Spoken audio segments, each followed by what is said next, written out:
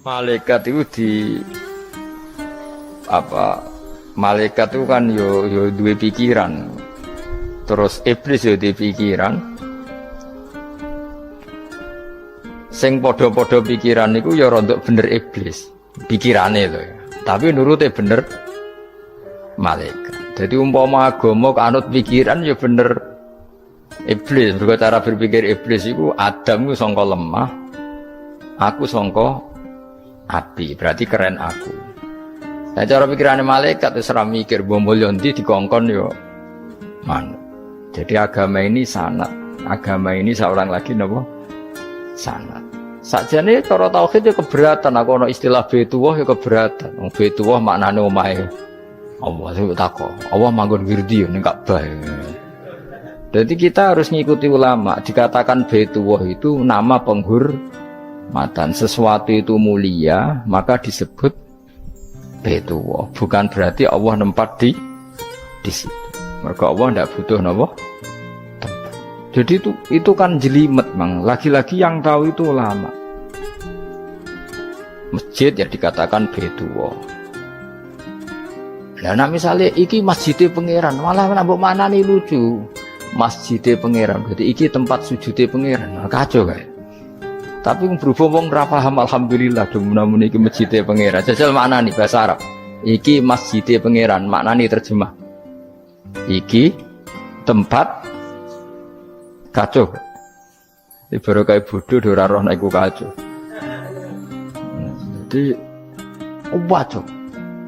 Ya mulane anut ulama. Jadi darani Baitullah apa dikatakan daleme Allah maknane apa idhofatut tasyrif. Napa idhofatut tasyrif maknane omah sing mulia sampai diistilahno daleme Allah.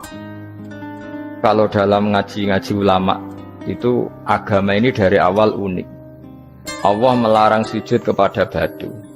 Tapi kita sholat itu madhep Ka'bah. Kemudian juga ada batu. Makanya kita harus menanamkan bahwa semua sujud itu lillahi ta'ala. Dan soal ada arah, ya penting arah. Nggak mau arah madhep segoro kidul, malah repot. Jadi arah itu mau dipakai kesepakatan untuk menunjukkan kalau kita muslim, arahnya sujud itu ke Ka'bah. Tapi tetap sujud kita hanya lillahi ta'alanya karena Yahudi. Nabi nanti takut Yahudi Muhammad nak langit bumi ku sok ben hancur pas kiamat. Terus manusa sing mati mulai Adam sementara ditakok endi.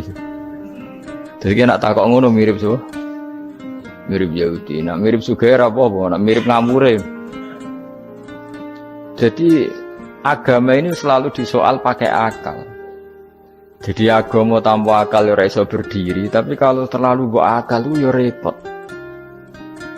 Ya makanya tadi itu pentingnya riwayat. Seorang lagi pentingnya apa? Riwayat. Makanya cara Imam Malik itu gak suka sama agama di logika itu gak suka. Karena nanti orang yang punya logika terus merasa lebih punya otoritas terhadap agama. Ya wis sesuai ngono agama iku angel oleh nerangno sampean to agama kok. Sampeyan saiki tak bedheki. Nabi Adam diusir kondi. Swarga. Terus swargane Nabi Adam saiki didakoni. Mergo swarga iku luase sak langit bumi. Lah nek iku saiki didakoni ndi? Swarga lebih luas ketimbang langit. Kan enggak mungkin sesuatu yang luas diletakkan di yang sempit. So, akhirnya Mu'tazilah gak percaya anane swarga zaman Nabi Adam. Jadi swarga sing cipta Adam itu tidak sama dengan surga yang nanti arduhas samawati wal ard. Jare ahli sunnah ya sono. Lah ning ndi wis ra roh pokoke ono. Ya itu kan sama-sama terus diterusno wong debat. Ya sudah guys. Nek cara aku wis mlebu sik engko gampang nerangno nek wis bar roh. Secara teori kan gitu, ora roh kok nerangno sak usih. Bro. Ya sudah, sampeyan bu swarga wae lagi apa? Lagi nerangno. Pas aku nerangno kowe ra ning swarga, ya wis ra ketemu. Wis kono enak ono cangkem elek ngono wis aku ben nerangno kowe ra ning kono, ya wis akhire gak. Apa cocokan sampeyan? Aku tak nerangno swarga lah. Sing kono ben nerangno neraka. mergo roe neraka. Agama iku unik. Ya karena tadi apa ya? Dari awal agama ini di kaum yakilun, tapi akal yang berlebihan itu ya mengganggu agama. Ya sudah, makanya saya ulang lagi itu riwayat ya. Sebagian ini apa? Riwayat. Inna hadzal ilma dinun fanzuru amman ta'khuduna dinakum. Agama ini ilmu. Kemudian kamu harus dari sanad yang benar, ya. Dari sanad yang apa? Dari sanad yang benar. Ya sudah seperti itu. Mana itu kulo setuju model kayak sholat sunnatas safar tidak harus madhep kiblat terus. Jadi agama ini sudah unik. Misalnya gini ya, sholat fardu kan wajib kiblat, tapi ada sholat yang nggak usah madhep kiblat, yaitu sunnatas safar. Misalnya orang di pesawat gini. Karena guling-gilingan, nah, hakikatnya kiblat itu tidak fokus kita namun Allah Subhanahu wa Ta'ala. Jadi memang agama, tapi lagi-lagi itu butuh riwayat. Seorang lagi butuh riwayat. Kalau nggak pakai riwayat terus kayak Abu Nawas kabeh. Karena tadi Amerika, seorang lagi Amerika, itu kalau dibor pas New York itu kena Ka'bah. Lah logikanya kalau arahnya pas itu kan bebas arah. Berarti orang Amerika oleh sholat bebas. Tidak bisa seperti itu, ya tetap anut konsensus ulama sana atau tradisi sana, kiblat itu ngambil arah mana, karena dia pas. Ya bumi yang ada arah itu secara akal kan hanya rubuk 1/4. Makanya kalau kamu belajar falak itu ada rubuk, lainnya itu sudah tidak ada arah.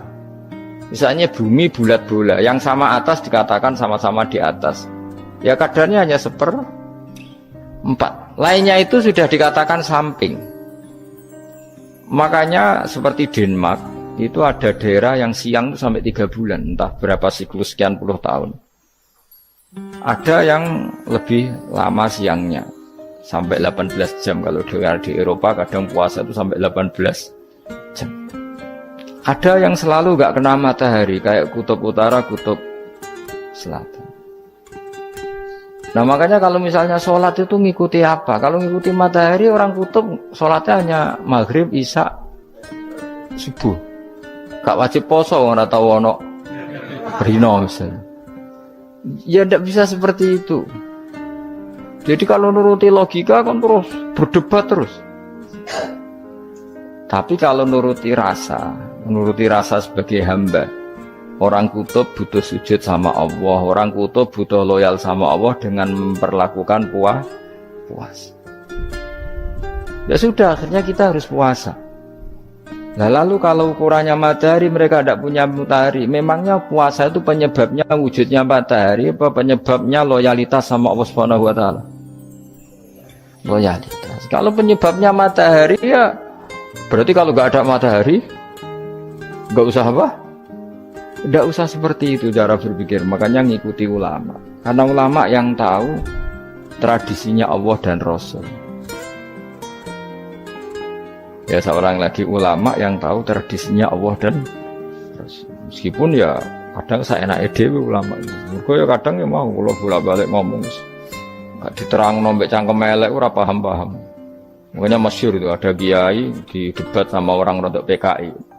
Pak Kiai, kalau setan dari api masuk api kan biasa. Terus susahnya apa? Mau materinya dari api itu. Kiai itu mek lemah, sawurna raine. Loro cung, nggih sakit. Jadi wong kok lemah, kena lemah kok loro. Karena serak kena diterang no. Manusia materinya kan dari tanah, berarti kena dipendem urip-uripan. Piye ya? Ya loro ya, ya jadi kok lemah kok dipendem ning lemah kok. Karena dijelaskan pakai lisan yang baik, gak paham-paham. Sebenarnya kita ini ingin selalu baik, tapi ada orang-orang diterangkan cara baik-baik itu.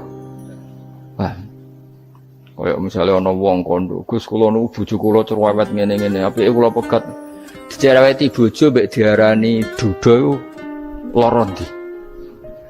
Oh lara diarani duda isen. Kowe payu rabi dicereweti, ambek ra payu rabi jomblo, sakit mana? Sakit distatuskan jomblo. Malah kena dicereweti sabar prestasi baru.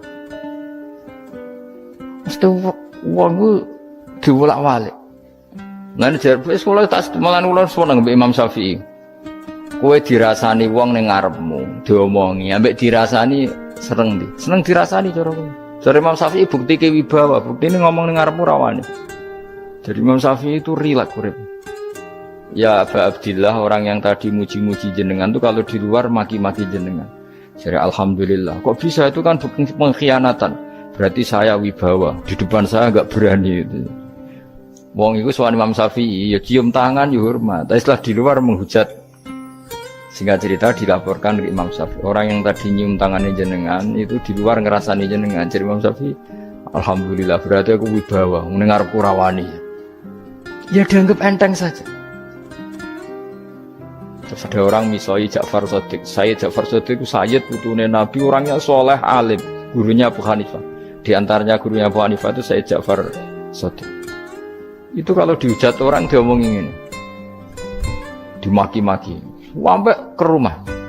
Pas mau masuk rumah, kamu masih ingin maki-maki saya? Iya, tak tunggu sampai selesai. Setelah selesai, sudah, sampun, sudah. Masih emosi orang, sudah.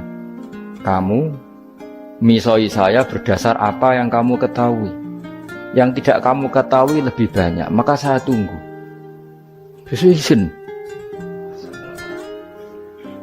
Wisen sampai terus ketika ditanya, kenapa engkau sabar ketika jenengan saya pisui? Orang ini akhirnya tobat, mencium tangannya, mencium lututnya. Jawab saya Ja'far Shadiq ini. Aturahu tu'so kurhan, aturahu yu'so kurhan. Kowe ora paham kalimat itu, tapi tak terangkan ben dadi wali. Kowe roh pangeran. Ya tahu. Sing durakani pangeran tuh banyak enggak? Yang maksiati pangeran tuh banyak enggak? Banyak. Lah yung pangeran sing di langit bumi wae dimaksiati, apa meneh terima aku. Akhirnya terus jadi orang-orang soleh itu cara berpikir itu di luar kapasitas kamu. Apa ya? Mereka itu hanya Allah, taunya itu hanya Allah. Aku kan enggak egois, harga diri. Mana ada agama berdasar harga diri itu kalau dalam bahasa Arab disebut hamiyat al-jahiliyah, itu gengsi nopo? Jahil. Makanya ketika saya berkali-kali cerita itu, ada seorang ulama dipanggil tetangganya, nom.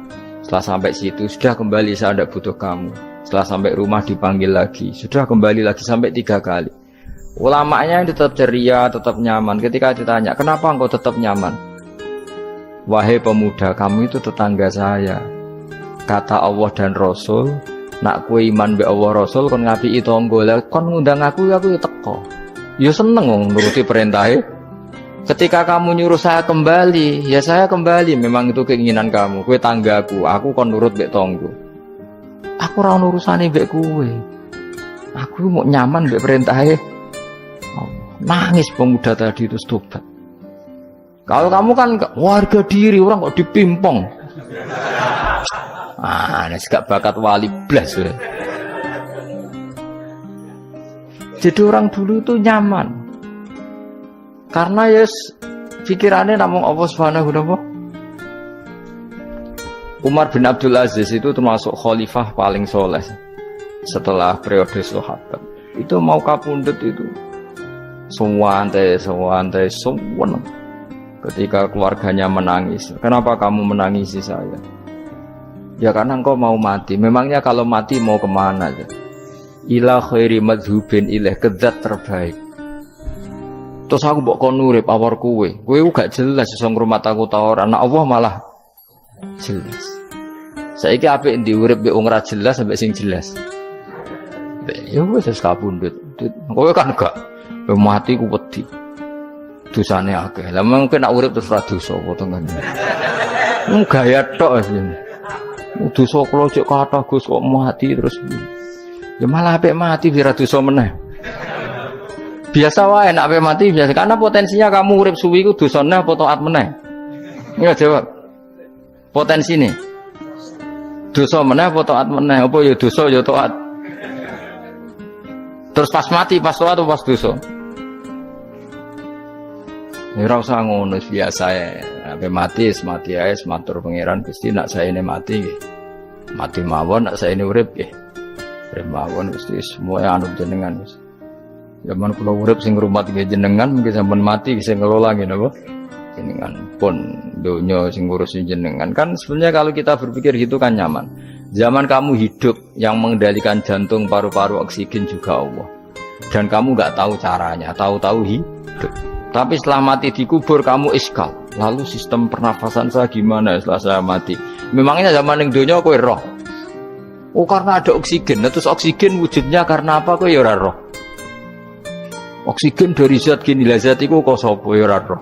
Mau gaya tok ngomong mau tetep akhirnya ora roh. Lan kadang kula gawok mbek wong goblok wis ora roh kabeh dari awal semua alam semoga iku gak usah nerang.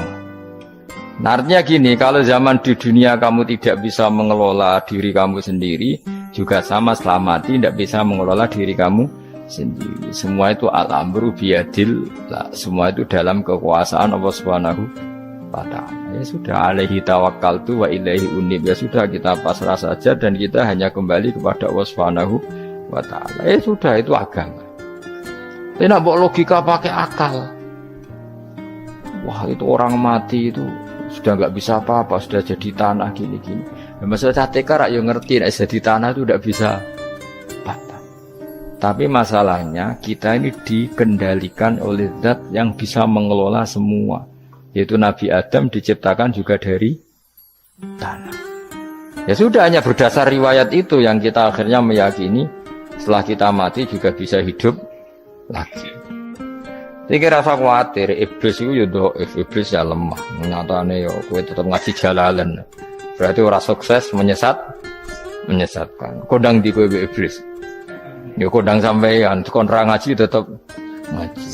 Kon paham tetep ora paham. Berarti iblis itu enggak keren loh. Betul, saya setiap melihat orang sholat itu menyaksikan kekalahan apa? Iblis. Jadi iblis itu ya kalah ora kok hebat ya ora. Biasa mawon, ora usah sing hebat ya namung pangeran. Dari awal iblis wis menyerah ngadepi orang sing ikhlas. Ikhlas itu dimulai dari awal. Cara bahasa Inggris pokoke hilir sampai hulu sampai hilir kudu ikhlas kabeh. Misale kita duit, yakin nek iku wae Allah. Sehingga kita ketika ngasihkan orang itu kamu enggak merasa itu milik kamu. Sehingga enggak gampang undat. Selagi itu kamu benar keduanya awalnya salah itu masih mungkin tidak ikhlas. Uang ini milik saya, tak kasihkan kamu dengan ikhlas. Kalimat milik saya ini menjadikan suatu saat kamu jadi undat-undat karena milik saya. Tapi kalau ikhlasnya dari depan, uang ini milik Allah, ilmunya bahak milik Allah, terus tak kasihkan kamu juga hambanya. Dari awal kan merasa saya tidak punya apa-apa. Tapi selagi saya ikhlasnya hanya separuh, ilmu saya tak kasihkan kamu karena Allah, berarti masih potensi enggak ikhlas ya. Jadi kalau ngelatih ikhlas itu harus dua-duanya. Kamu punya uang milik Allah, punya ilmu milik Allah, punya jabatan milik Allah, kemudian kamu kasihkan sesuai perintah Allah, itu lebih mudah ikhlas karena la haula wala quwata illa billah. Selagi masih separuh saja salah, itu potensi berikutnya juga ikut salah. Misalnya aku ngurmat yatim kok ikhlas, duitku tak kena. Kata duitku itu menjadikan suatu saat. Dulu tak rumat loh, saiki jebule lali aku. Tapi kalau alhamdulillah saya pernah digerakkan Allah ngurmat yatim dengan milik Allah juga. Sehingga kita sekedar pernah melakukan ketaatan ini enggak penting berikutnya anak yatim ini nanti peduli kita apa enggak penting. Yaitu ikhlas ya. Ikhlas itu sesuatu yang semuanya lillahi ta'ala, dan inna sholati wa nusuki wa mahyaya wa mamati lillahi rabbil alamin. Masyhur itu khilafnya ulama. Apakah malaikat itu termasuk umatnya Kanjeng Nabi Muhammad sallallahu alaihi wasallam? Ada ulama yang mengatakan cara pandang Nabi diutus itu untuk mensolehkan yang tidak soleh atau mensolehkan yang potensi tidak soleh. Kan orang itu ada dua, ada yang memang tidak soleh disolehkan, ada yang potensi tidak soleh, sebetulnya sudah soleh tapi potensi juga tidak soleh, terus disolehkan. Nah malaikat ini kan tidak berpotensi maksiat, sehingga agak butuh nabi. Seorang lagi, malaikat itu kan mungkin tidak soleh, selalu soleh. Berarti nggak butuh nabi. Itu cara pikiran Imam Suyuti. Sehingga dia mengatakan Quran itu memperingatkan semuanya kecuali malaikat. Karena malaikat tanpa diperingatkan sudah soleh. Tapi kata ulama yang lain tidak seperti itu. Malaikat tetap senang sebagai umatnya Rasulullah Shallallahu Alaihi Wasallam karena butuh status tasyrif. Tasyrif itu keren. Nanti ditakoki kowe melok kelompok sopo, melok kelompok Kanjeng Nabi Muhammad Shallallahu Alaihi Wasallam. Sehingga kalau nanti ditanya Allah, mimman anta misalnya, min ummati habibika Muhammad, itu keren. Kayak termasuk umatnya kekasihmu Nabi Muhammad Shallallahu Alaihi Wasallam. Lalu kamu ngikuti apa? Yo min ahsani kitabik, macam ngikuti kitab terbaikmu ya Allah. Sehingga mereka ikut umatnya Nabi bukan karena disolehkan, tapi karena tasrif, satu kehormatan. Itu yang diikuti ulama. Tradisi kita ahli sunnah ngikuti yang pendapat itu, ngikuti bahwa malaikat pun suka dikategorikan umatnya Kanjeng Nabi Muhammad Sallallahu Alaihi Wasallam karena nambahi tasrif. Nambahi apa? Tasrif. Masyhur itu Imam Suyuti dalam hal ini. Kita ngikuti ulama mayoritas, bukan ngikuti yang ini. Masyhur kan Jibril ditanya. Kan itu ketika Jibril ketemu Nabi Muhammad, ditanya, untungnya apa kamu jadi safir? Safir itu kira-kira terjemahan bebasnya panitia saya. Jibril itu kan ya jauh dari langit turun bumi, dari langit itu kan jauh. Terus kamu untungnya apa? Karena Jibril itu tahu betul peristiwa yang pernah dilakukan Allah. Yaitu kayak apa malaikat yang di langit bisa diusir karena kesalahan tertentu. Malaikat yang sok suci kayak siapa itu Harut Marut juga dihinakan seperti itu. Dan Jibril tahu betul Allah itu yaf'alu ma yasha. Jadi yang sekarang malaikat bisa aja jadi pokoknya tahu betul Allah bisa melakukan apa saja. Karena Jibril tahu betul Allah, karena dia ketua malaikat. Kan kita tahu misalnya ada sejarah siapa? Harut Marut, dari malaikat menjadi hina seperti itu. Jibril akhirnya tanya, ya sudah, Jibril punya apa, terus ditanya Nabi, kamu untungnya apa setelah jadi safir saya, jadi panitia yang ngurusi wahyu. Terus kata malaikat Jibril, saya tidak pernah merasa aman, apakah saya selalu dalam posisi ini, posisi terhormat, kecuali setelah menjadi safir, menjadi pelayan kamu ketika aku distatuskan oleh Allah apa itu innahu laqaulu rasulin karim dzi quwwatin indadil arsy makin muta'in tamma amin. Terus ganti fa amin tu ba'du, baru setelah itu saya merasa aman bahwa posisi saya aman karena Quran itu abadi ila yaumil qiyamah ila mala mi'adalah, semuanya Quran itu abadi dan di Quran itu saya distatuskan muta'in sama amin. Berarti saya merasa aman, tidak akan dirubah kestatusan saya malaikat semenjak saya jadi safirmu. Intinya Jibril juga mendapat kehormatan karena ngitmai Quran. Paham ya? Makanya kita di sini mengatakan ini pendapat Imam Suyuti, tapi hampir semua ulama berpendapat apa? Malaikat pun ikut mendapat berkahnya Kanjeng Nabi Muhammad Shallallahu Alaihi Wasallam. Jenenge apa? Berkah tasrif, apa berkah apa? Tasrif. Jadi punya status kehormatan. Nah yang dikatakan Imam Suyuti itu murni logika. Murni logika tadi. Yang namanya Quran itu memberi peringatan supaya yang enggak soleh menjadi soleh, dan malaikat tidak butuh itu karena sudah selalu soleh ya. Jadi itu logika saja, tapi kita berkeyakinan malaikat pun butuh, tapi untuk kehormatan.